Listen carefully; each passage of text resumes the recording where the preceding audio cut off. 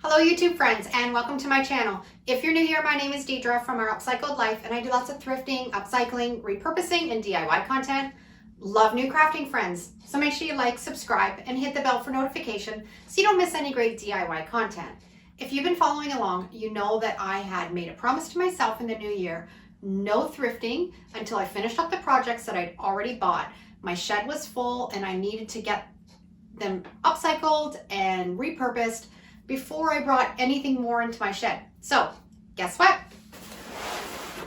I went thrifting and I have a whole box full of fantastic goodies that I'm going to upcycle and repurpose and show you today in today's video. So we have lots of work, so let's get started. I picked this little glass jar up. I always look for this shape of glass because if you tint them, they look fantastic in a really nice amber color. So if you haven't seen my video on how to tint glass, I'll put the link down below in the description, full tutorial, but that's what I'm going to do with this. I made up my mixture of Mod Podge and water, and I'm gonna add some brown food coloring until I get the desired color that I want.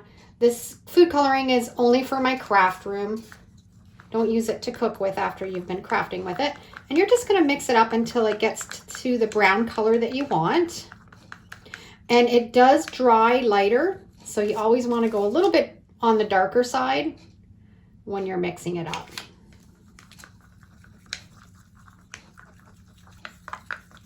This can get a little bit messy, so I've also got a piece of rag that I'm going to use. And you're just going to pour that mixture right into the bottle. And then you start swirling and you cover that whole bottle, holding it over the little dish so it can catch all the drips. I've got it all swirled around and all covered. I'm going to put it upside down on the towel and just let it completely drip out. And then we're going to put it in the oven and bake it. And as it bakes, it'll go translucent and give it a fantastic amber color. My jar is all dry. I just love the kind of old antique look that it gives. It's kind of blotchy, kind of streaky. I love it. I'm going to put a graphic on it. I have a piece of coffee stained paper that I made a while back, printed off one of my farmhouse graphics, and I'm just going to cut it out and we're going to Mod Podge it onto the bottle.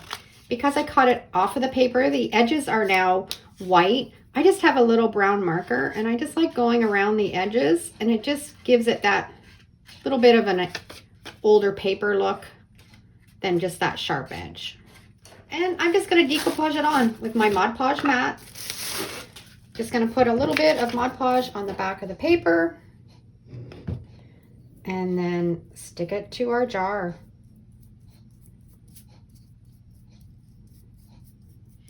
I've got it put down on the jar, and then I like just to take a little bit of Mod Podge and just seal it up. You don't want very much. If you put too much on, it'll bubble up.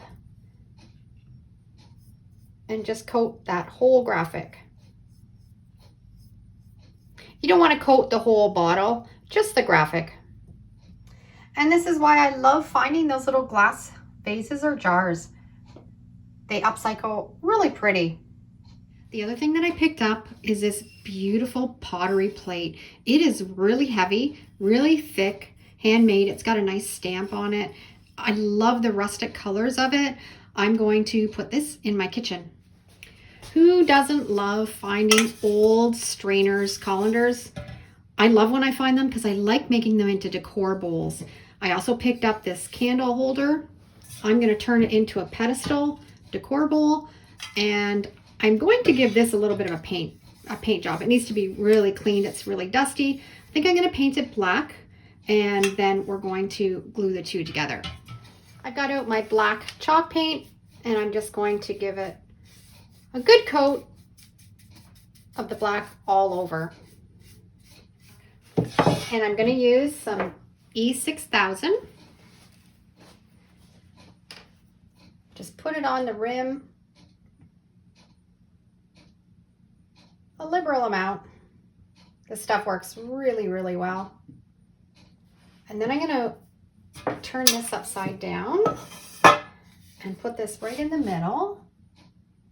And then we're gonna set it aside and let it dry overnight before we touch it. This is such an easy upcycle. Candlestick, strainer, and some E6000, and you've created a beautiful centerpiece for a table. I love this frame that I found. It just has glass in it, no backing, but that's perfect for what I want to do. I love this mirror effect spray paint. I'm going to make the frame look antique and old. We're going to do the mirror effect on the middle.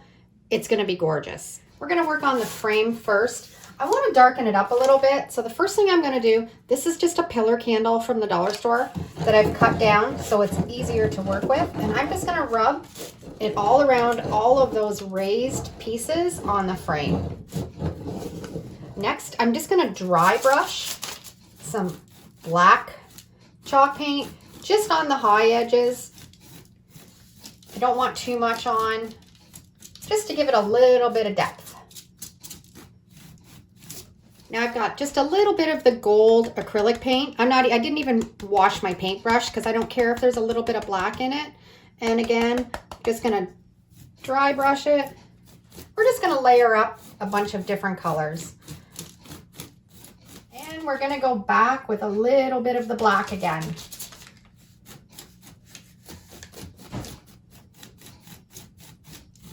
Next coat, I've got a little bit of white chalk paint. Just gonna dab it on just to soften that gold and black. Liking the way it looks, I'm just gonna take a little bit of sandpaper now and just knock off those edges wherever I put any of that wax.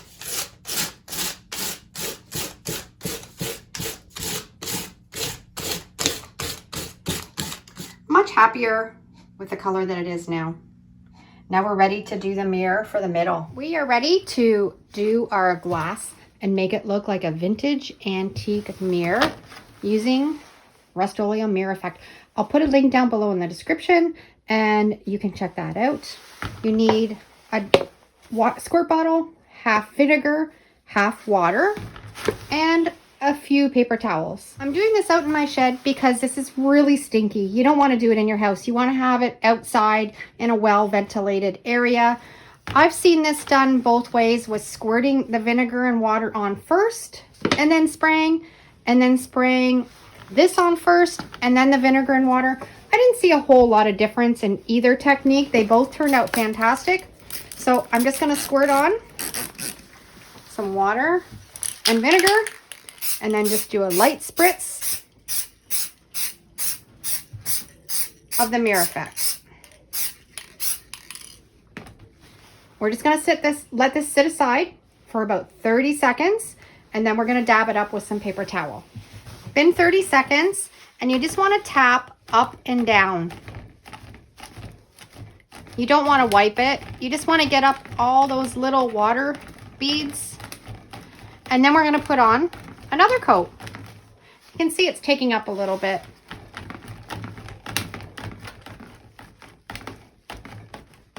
We're now going to put on another coat, give it another little spritz, and spray.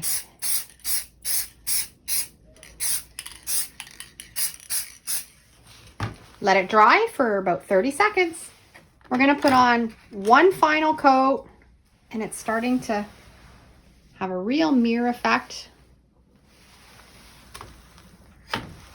We're just gonna let it dry and do the last coat. Everything is completely dry. It's really hard to show on camera, but it's got a beautiful mirrored effect. Now what we wanna do is you wanna put some dark paint on the side that we sprayed on so you can't see through it and you'll be left with that mirror effect. I'm just gonna use my black chalk paint, and I like to sponge it on for this step.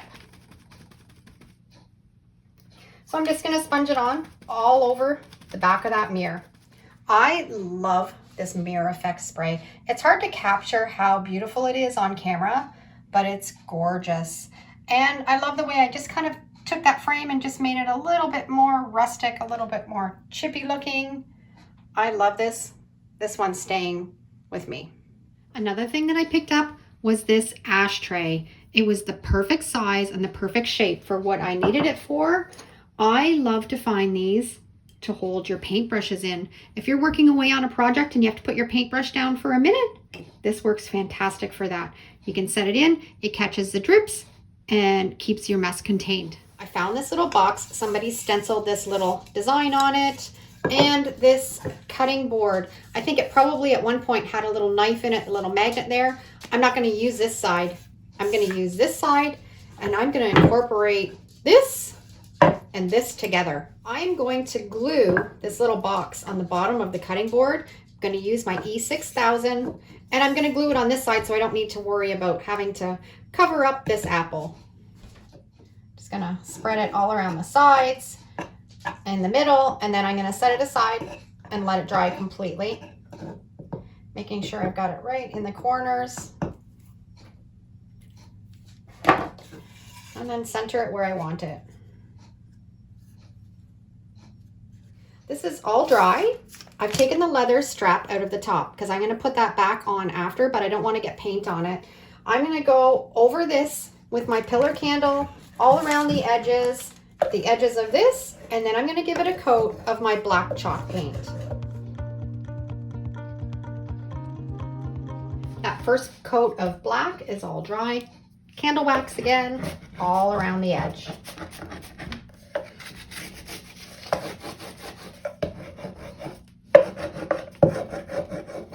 I did a tutorial not that long ago on how to crackle paint with hairspray. You can use any kind of hairspray.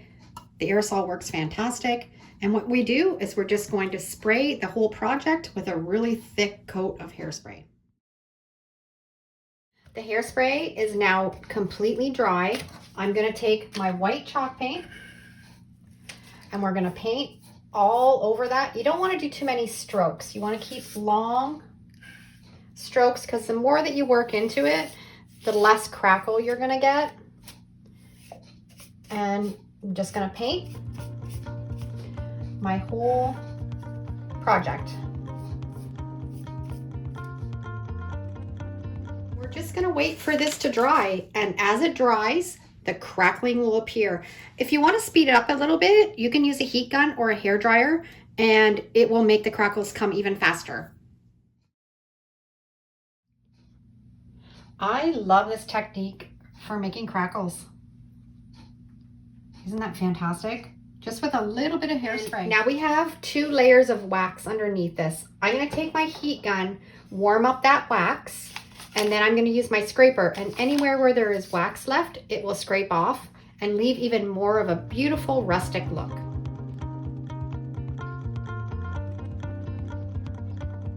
I'm going to put a graphic on the front using my Mod Podge reverse graphic transfer. This graphic is available in my Etsy store if you want to grab it. It's a really beautiful general store graphic. Just going to cut it down to size. This is sat overnight. It's all dry. I'm going to take a little damp rag and just dampen the paper so it just starts to show through, and then rub the paper off. The paper is all rubbed off, and now I'm going to give it a coat of my polyacrylic sealer. This is satin base, and that will seal in all those crackles and the graphic. I put a hanger on the back so we didn't have to hang it from that piece of cord, and I love the way that it turned out. Nice and chippy, and such an easy technique to do to create that effect. Love finding vintage graters, and I found this piece of wood, has some legs on it. It was probably for a raised little tray. I am going to make something really fun with this. I'm going to leave this piece of wood. I love the grain in it. I love the knots. I'm just going to screw this grater onto the bottom of it. I want this at the bottom hanging off the edge. And I've just got some little screws, and I'm just going to screw it right into that board. And I added a hanger on those 2 blocks with just little screws so we can hang it on the wall. And what a simple, easy upcycle this was. I filled the top with some faux flowers, and the bottom turns into a tea towel holder. I love it. So there's all of my upcycled projects from my last thrift haul. I had so much fun creating all of these. I would love to know which one was your favorite, so let me know down in the comments. Thanks for watching. Have a great day, and we'll see you in the next video.